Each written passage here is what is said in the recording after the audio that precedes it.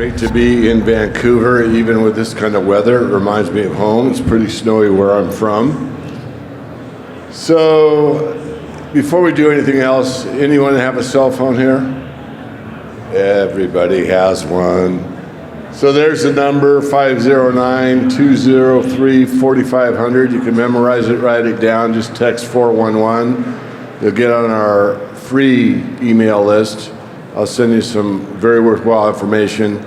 And I am going to do this lecture on a webinar. So if you text and get on our free list, I'll probably do a little more detail on the webinar than I have for the 20 minutes allotted here.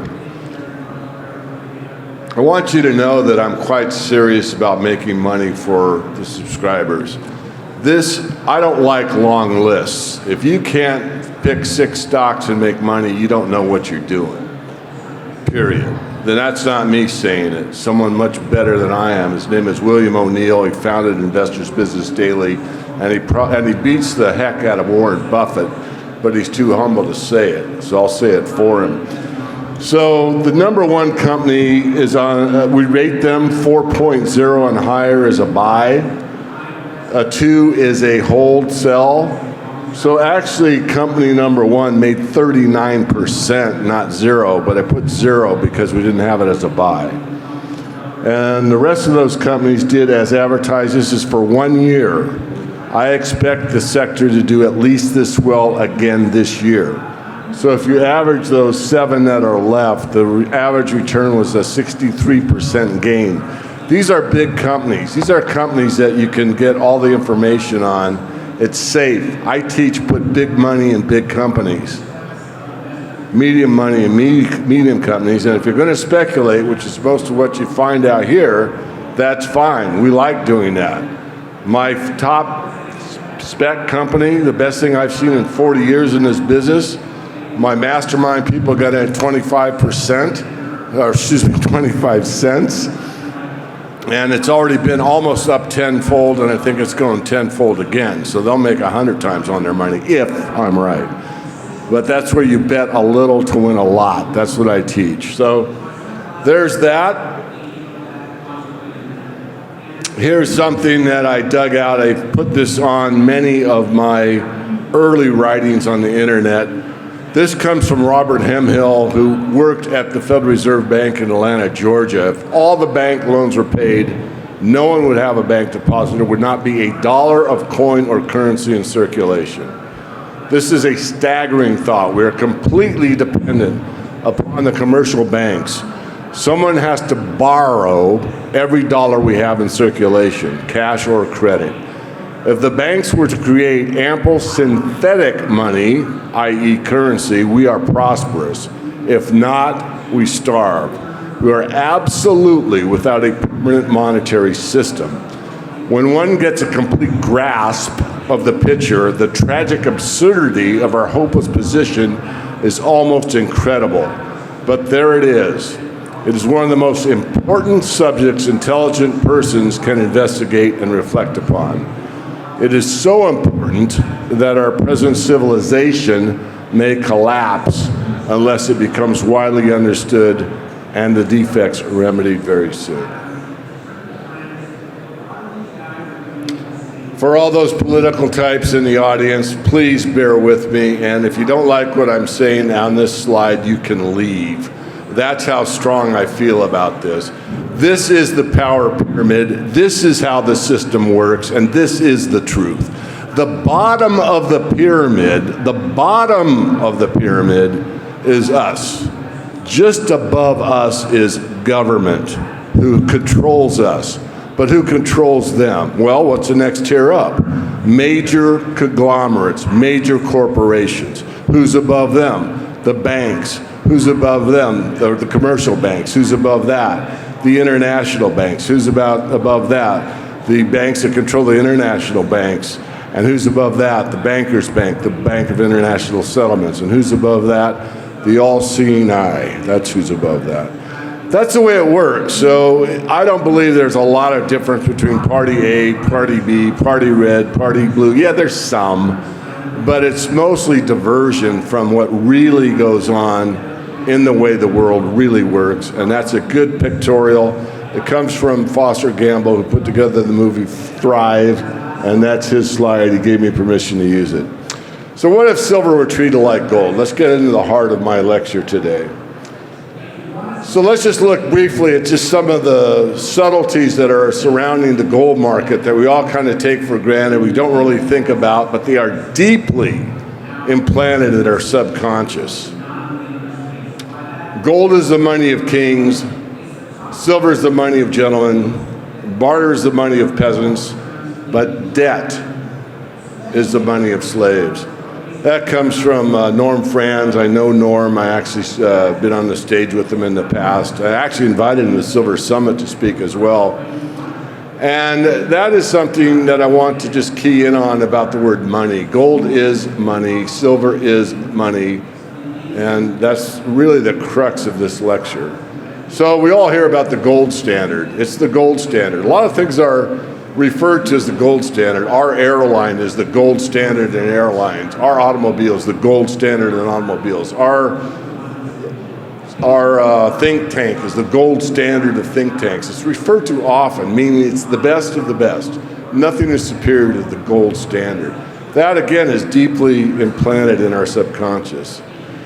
Good as gold, story of grown up parents, grown old, and it's just a book. I just wanted to use that reference to as good as gold. So if you've got something that's as good as gold, again, it's as good as it gets. Something that we deeply know, even though it's not in circulation, even though it's still embedded in our consciousness, that gold is as good as it gets. The golden rule, I think most of us know that. Another platform. I mean, if you do the golden rule, you really achieve the best. That's the best rule. It's the golden rule. And then, of course, all that glitters is gold. And this, I don't know if it's true or not, but I thought I'd throw it in the slide deck. The desire for gold is the most universal and deeply rooted commercial instinct of the human race. Yeah, maybe, maybe not. Gold is money. Everything else is credit. J.P. Morgan, no relation, please. 1912. All right, so that's gold. You know, the gold standard, as good as gold, as good as it gets, good, good, good, good. Everything about it is a positive. Now let's look at the silver market. First of all, I digress for a moment. I know this is Canada. 40% of my business is Canadians. I love Canada. It's just that as a point on monetary history, we, the United States, was on a silver standard, not on a gold standard. A dollar is a weight. It's a weight. If anyone knew what a dollar was, you could walk into the grocery store or the farmer's market, you could walk up with a sack of carrots and say, I'd like $1 worth.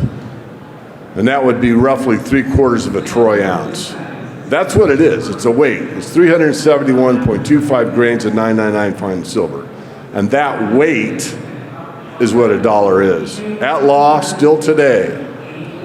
Silver certificate is a receipt for one of those units. That's what that is. It's not money. It's a receipt for money. You can see silver certificate. I won't belabor the point. I've done it in many of my interviews. So here we're talking about silver. Now, if silver were treated as good as gold, silver would be as good as gold, right? It'd be a gold standard. The silver standard would be equal to the gold standard, right? But is it? Here is a complete guide to U.S. junk silver coins. I don't know about you, but the word junk to me sort of means like it's not all that great, you know? I mean, I don't have a lot of junk. I have some, but it's not what I put in my living room. I keep my junk in the backyard, right? So there's junk silver, and then we scrap our silver. You know, there's silver scrap. You know, if you got silver and you don't want it anymore, you scrap it. I don't know about you, but as for me, scrap has a negative connotation as well. And then, of course, we have silver melt. That's those coins and necklaces and rings and all those things that you don't want anymore. You melt them down. And there are some positives. Born with a silver spoon in your mouth, that equates to someone born wealthy.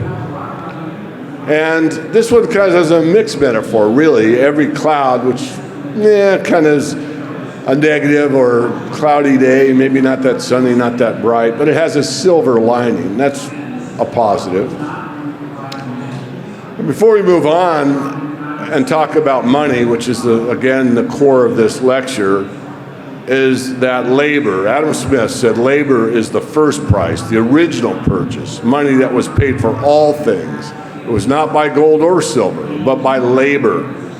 That all wealth of the world was originally purchased. Keep that in mind. All right. Banks dissing silver and favoring gold has a long history. And it's in this film. You can get it on the internet for free. It's called The Secret of Oz. It's done by Bill Still. Bill and I don't see eye to eye on the solution to the monetary issue, but he makes some very, very good points. So I suggest if you have the time some weekend where it's kind of rainy and cloudy, you might want to watch this documentary. It's not very long. It's very well done in my view. So the real meaning of The Wizard of Oz is all about the Eastern establishment, the banking elite. Remember that slide?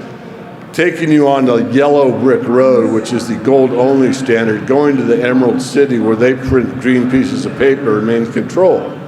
The silver slippers is what Dorothy had in the book. They weren't ruby. That was for TV only. And maybe just to make sure people didn't catch on, that's my guess. And she has a common person. She wasn't in the Emerald City. She came from Kansas, about as typical Midwestern, average American as you could get, wearing silver slippers. And the whole crux of the issue back then, the crime of 1873, was the bankers taking everyone off the silver standard and going to a gold-only standard. And I don't have time to go into it. I'm halfway on my time already. But there's some excellent work done by a deep thinker talking about the gold standard as one step to fiat.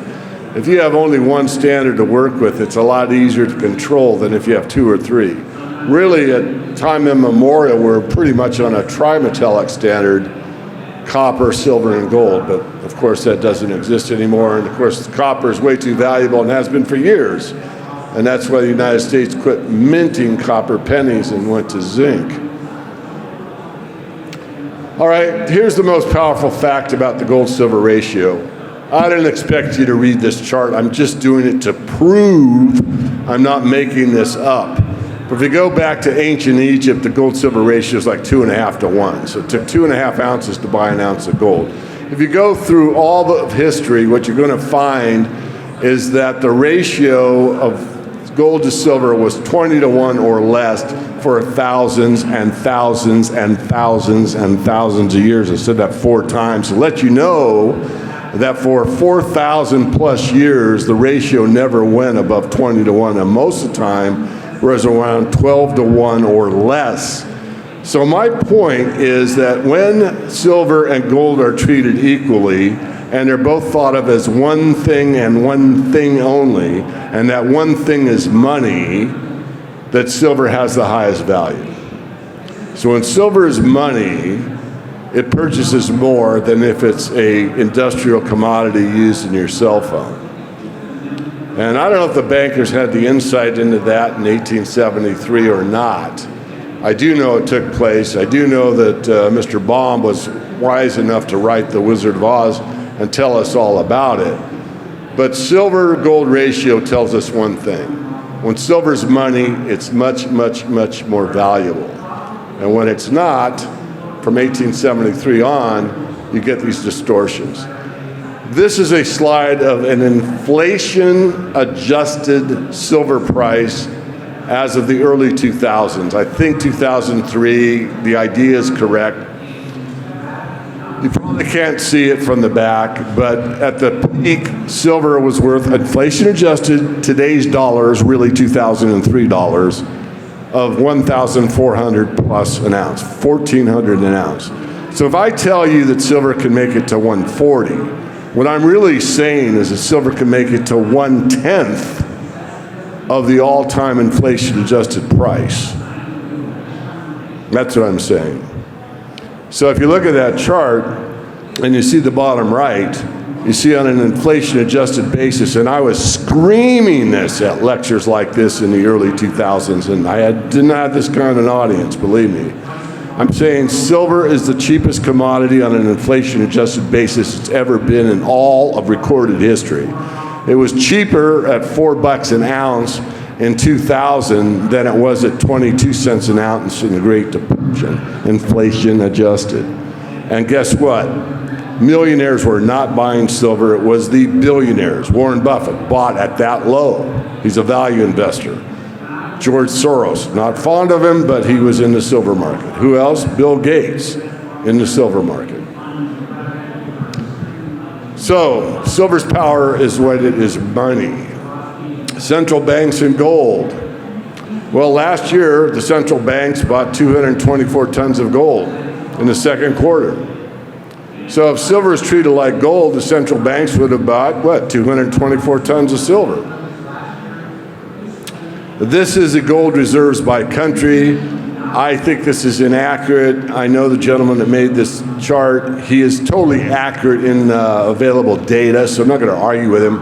I think China has much more gold than is stated there, but from this chart you can see that U.S. purportedly still has the most gold at over 8,000 tons. This is interesting. This is from Nick Beresheff. What this shows is as we went into the financial crisis in 2007, 2008, the bank's gold holdings went down, down, down, down.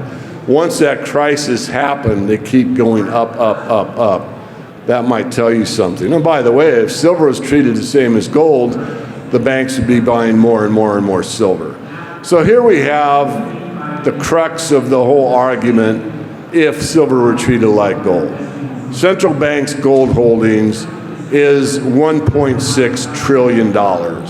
And central banks' silver holdings are $1.6 billion. For those of you that are math majors out there, we know that 1,000 is a million, 1,000 million is a billion, which means 1,000 billion is a trillion. So we've got gold at 1.6 trillion and silver at 1.6 billion, which means that silver would have to increase in value 1,000 times to be treated like gold. I'm not saying it's going up 1,000 times. I'm making a lecture here. I'm trying to instill something about the silver market that most people don't understand. The word silver and the word money is synonymous in all the Romance languages. There's a gentleman who's no longer in the speaking circuit who used to talk about silver is not money. I said, that's ridiculous. If you go to Mexico and you say money isn't money, they don't know what the hell you're talking about. So in my view, silver's still got a long ways to go. I think that it is going to narrow the ratio from the 86 to 1 it is today as I speak to probably down to 16 to 1, maybe even 10 to 1. That's what I believe, but just because I believe doesn't make it true. But it's much more affordable.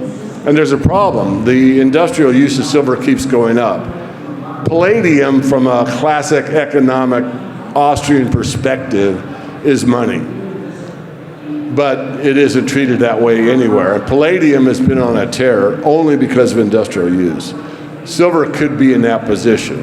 If any nation state, such as Mexico or Peru, decided to keep their 100 million ounces as a strategic reserve for solar, not even as money, just to have solar available to their population, it could definitely distort the market from where it is now.